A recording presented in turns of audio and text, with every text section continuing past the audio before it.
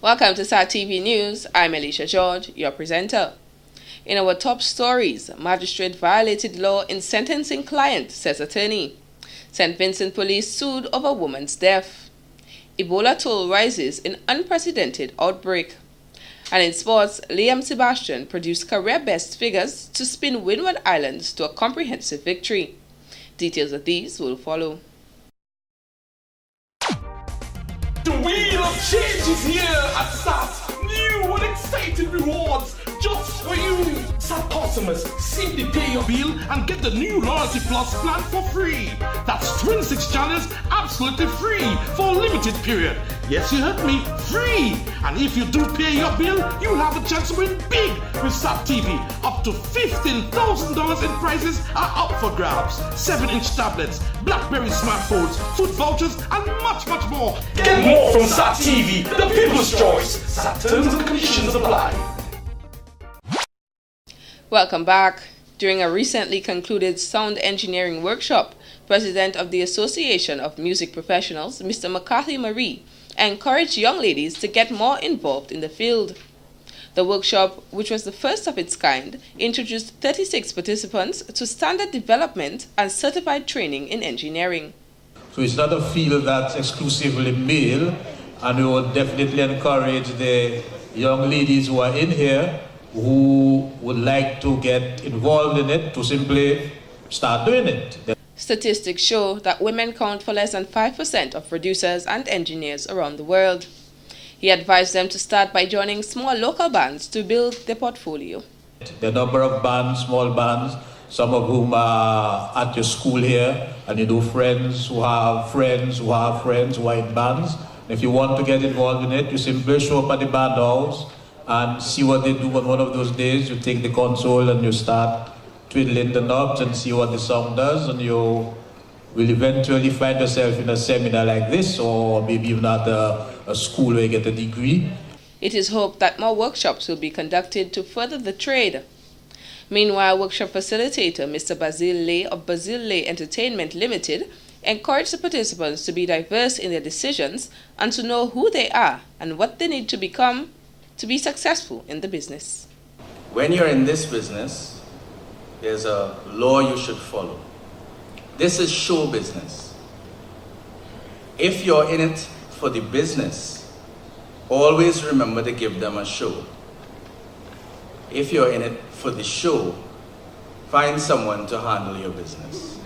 If you know your talent is in the creative, find those persons that you can connect with that have the ability to build that into an entrepreneurial or some sort of skill set that leverages your creative ability. Don't act in a silo. Don't be creative and not be able to earn a living off of it. The workshop was a collaborative effort between the Ministry of Employment, Trade, Industry and Diaspora Affairs, the Association of Music Professionals, and the Dominica Collision of Service Industries. In more news, British Honorary Consul to Dominica and Executive Director of Lifeline Ministries, Ms. Tina Alexander, is appealing to the perpetrators of child abuse to stop. All forms of child abuse, she noted, should cease, and those who receive the report should ensure they report it immediately. It's not right that adults use children for their own sexual gratification. This is wrong, and we have to take a stand against it. I call upon all responsible adults to take a stand and to be a safe pair of ears for children to come and speak about what's happening to them.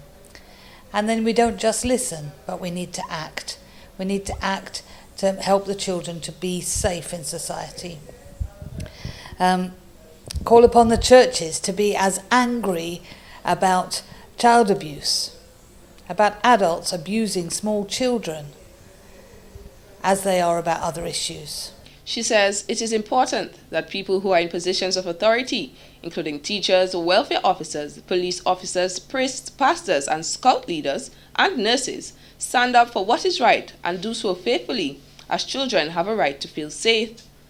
Ms. Alexander noted, we must all seek to lend a hand to children whose families are in difficult financial situations. We need to make them understand that really this is not an option to sell your body. It's not an option to provide people with sex in exchange for top-up, in exchange for school books. This should not be an option. And adults need to take a stand and condemn it wholeheartedly.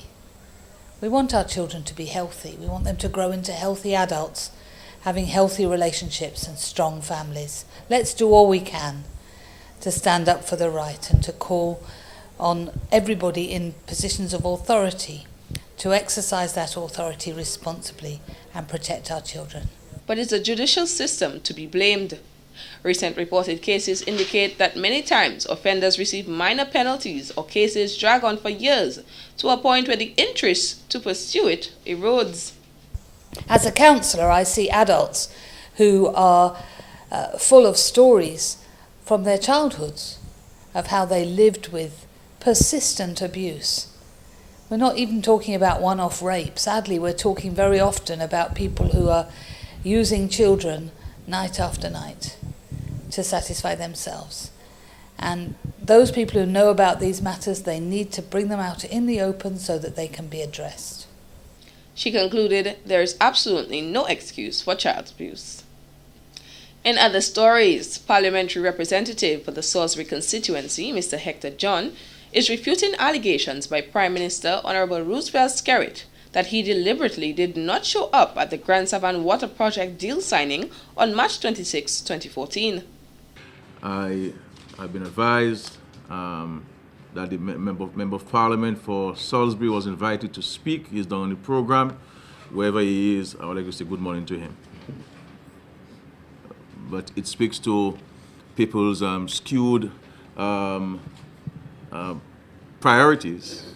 That here it is, a major contract being signed for the benefit of your constituent, and I'm seeing dozens of people today, and I took time off as Prime Minister to come and be part of the ceremony. But others who have no other responsibility but being a part of it is not present today. And I guess that's how it is. Contrary to this, Mr. John said this allegation by the Prime Minister was done for nothing more than gaining political mileage on the opposition United Workers' Party. He noted that he was only notified a day before the event via a telephone call at noon by Public Relations Officer of the WASCO, Mr. Edward Regis, who is also the Vice President of the Dominica Labour Party. Mr. John added he was invited to be present to speak at the ceremony, which he immediately agreed to. But he asked me for my email address so he could send me some information with the project. Information I think that would be needed to be included in my presentation. I was out for the day, came back home about 10 looking for the information. There was no information from Mr. Regis. I called Mr. Regis. He said when he spoke with Mr. Regis on the morning of the ceremony at about 7:45 a.m., he informed him that he had not received the email he promised to send. He told me he emailed it to me, but it was when he found out it was on the wrong email address. It wasn't my email address. So we spoke and he told me it will be late already, so he will just apologize on my behalf that I would not attend. But what transpired at the meeting was different. It was the Minister of Housing and the Prime Minister went on saying that I didn't show up, I had no interest in the people of Salisbury. I want to make it very clear that this water project was started in 1999 by the United Workers' Party to bring water to the people of Monrachet, Coolibistry and Grand Savannah who were having some water problem. This government saw it as a project that they could expand or extend it to Capuchin, so they did that and became the West Coast Water Project. I have been asking questions in Parliament about this project. I have been to every majority of the meetings held in Coolibistry and Salisbury on this project. The parliamentary representative noted at the recently held Youth Parliament, he drafted the only question at the event seeking information on the West Coast Water Project. Mr. John added it was a deliberate effort on the government that a major activity involving his constituency that he was only notified less than 24 hours in advance, which shows there is no respect from the government for the office of the opposition and elected parliamentarians. When contacted, Mr. Regis chose not to speak on the matter. In more stories, attorney-at-law Tiani B. Hansen, who recently secured a significant victory at the Eastern Caribbean Supreme Court of Appeal on Thursday, March 27th, for his client, Venezuelan Luis Jose Salazar Andriego, says the magistrate at the Roseau Magistrates Court violated the law in sentencing his client. Mr. B. Hansen had appealed a sentence by Magistrate Bernard Paquette in January 2014 after he fined Andriego $5,000 and sentenced him to 1 year in prison for illegally entering Dominica on January 31st, 2014. The sentence was appealed on the grounds that it was too harsh, a point also agreed upon by the prosecution.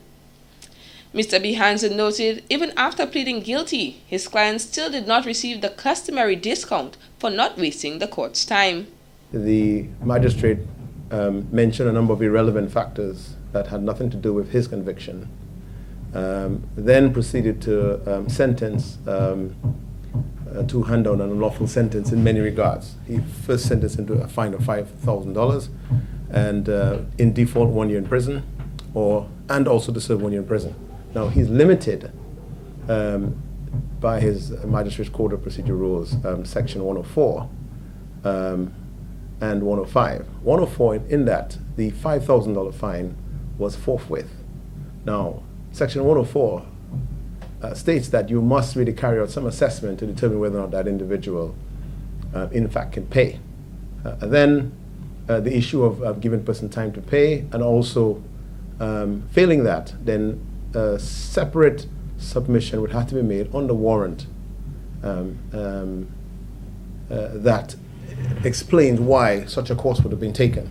Mr. B. Hansen noted the default period was also limited in that Section 105, in accordance with the laws of Dominica, states the maximum period of default served for any fine at the criminal and magistrates courts is 6 months, so the magistrate suggesting a year imprisonment is outside of his jurisdiction. Second one is that he then fined him, he then asked that he serve another period of imprisonment of a year. So he received 2 maximum penalties on one offense. The offense was a breach of Section 27A, which is the immigration rules amended. And the maximum is $5,000, and you can also impose a year. However, when somebody pleads guilty in the first instance, you must give that person a discount. There is in law, in the case law, whether there's a big suggestion as to whether or not there's a definite period for the discount. But generally speaking, what is acceptable in the court is actually a third discount. There was no discount given at all. So the full maximum sentence was applied in both ways. And then the court essentially agreed. And what I thought was admirable is that the prosecution, once they read my submission, conceded on all the major points, the substantive points of appeal. So there was really no need to have a big argument there at the court. It was rather a small affair. They acknowledged the fact that they conceded. The attorney also highlighted that his client was kept outside of the 72-hour period before being charged, which was a blatant violation of his constitutional rights. He added during his client's incarceration, he was denied medical attention and was subjected to a beating, which could have resulted in a civil lawsuit. Mr. B. Hansen went on to say the actions of Mr. Paquette in sentencing his client was unlawfully done and should have never occurred, as he had no basis for any of his judgments. Mr. Andriego, who was set free by the Court of Appeal, is currently in police custody awaiting deportation. In other news, Prime Minister Honorable Roosevelt Skerrit has been very busy lately as he sought to further expound on geothermal potential on the island. Today, Tuesday, April 1st, 2014, the Prime Minister met with Martinique's Regional Council, President Sergei Letchmy, to discuss the context of the regional program on sustainable development and energy transition, as well as cooperation projects in renewable energy and geothermal development between the two countries. Discussions were also geared towards the final integration of Martinique into the Caribbean States Association planned for the end of April 2014. Meanwhile, on Friday 28th March, New Zealand's first High Commissioner to Dominica, Her Excellency Jean Henderson, also paid a courtesy call to the Prime Minister. During the exchange of salutations, Prime Minister Skerrit thanked Her Excellency for her government's sponsorship of a recently concluded workshop on geothermal potential and further stated that Dominica stood to learn a tremendous amount from New Zealand in terms of its development of electricity generated from geothermal. According to the High Commissioner, New Zealand's 60-year experience of developing geothermal is a point of surety for the Caribbean. The second phase of Dominica's geothermal project is expected to commence sometime this month. In more stories, the community of Casa Bruce is busy preparing for another Easter Sunday Christ-centered concert on the flat in Googlu. The concert, formulated by event organizer Miss Marian John Finn, coincides with the Lent season and seeks to bring everyone together for a time of reflection, commemoration, and celebration of our Lord's death, burial, and resurrection. The idea and the concept of the concert is to bring different groups, organizations, individuals of the community and to have them perform in dance, poetry, skit, whichever avenue of art that they want to do to perform for that day. The Pentecostal Church Choir and their dance group. I've had the Catholic Roman Catholic Church Choir and Father Elvio have agreed to participate. The event, entitled A Reflection of Love, takes place from 7 p.m. and will also feature Princess Nation, Supernova, Jennifer Wiltshire, McDonald Tuk Tuk Graham, Pastor Kent Wilshire and his son, Elmer Boland. We've been complaining, nothing happening, or, Casa Bruce, like everywhere else in Dominica, have suffered from mass migration. And so sometimes you feel like, where is everybody? But those of us that are there, even if it's one or two of us, we should still be able to come together and still enjoy each other's company and not remain isolated. And for too long we have been isolated because you feel there's nothing happening. Sound will be provided by Millennium Sound, followed by the band Diamond Point. The band for that night will be a group of young men that plays really soft, conscious, and conversation music. It's not a jump up kind of atmosphere, but after a while people need to be in an atmosphere and enjoy music and enjoy each other's company. So the concept is Diamond Point is the name of the band, and they won't be playing over aggressive music but just environmental, like ambience music. Ms. John Finn is very optimistic about this year's event and is inviting persons from Casa Bruce and environs to come and celebrate this wonderful event in Christianity. We want everybody to come. We want everybody to come Casa Bruce and spend an evening with us, and especially to those Casa Bruce persons who have been, like we say, abandoned us, but are living somewhere in Dominica. Come and spend an evening with us, spend a night. If you don't have a place to stay, there are little hotels, little inns in Casa Bruce. You can spend the Easter weekend in Casa Bruce again, and establish or reacquaint or meet our people again. Spend a time on the Bayside. This has been the local segment of the news. Coming up next, regional highlights.